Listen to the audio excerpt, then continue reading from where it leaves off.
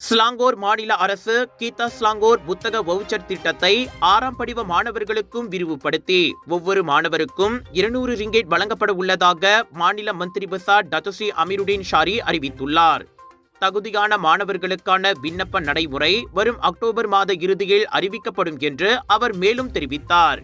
முன்னதாக பல்கலைக்கழக மாணவர்களுக்கு ஸ்லாங்கூர் மாணவர் சங்கம் மூலம் இந்த வவுச்சர் வழங்கப்பட்டது குறிப்பிடத்தக்கது. மேலும் இந்த ஆண்டுக்கான புத்தக வவுச்சர் ஒதுக்கீடாக மாநில அரசு 4 லட்சம் ரிங்கெட் வழங்கியுள்ளது என்றும் மாணவர்கள் அதிகளவில் பயனடைவதை கருத்தில் கொண்டு அடுத்த ஆண்டில் ஒதுக்கீட்டை அதிகரிக்க பரிசீலிக்கப்படும் என்றும் அமீருடீன் கூறினார். 2025 மற்றும் 2026 கல்வியாண்டில் நாட்டின் 1ஆம் வகுப்பு முதல் 6ஆம் வகுப்பு வரை உள்ள அனைத்து மாணவர்களுக்கும் 791.25 மில்லியன் ரிங்கெட் ஒதுக்கீடு செய்யப்பட்டுள்ளதாக அவர் விளக்கினார்.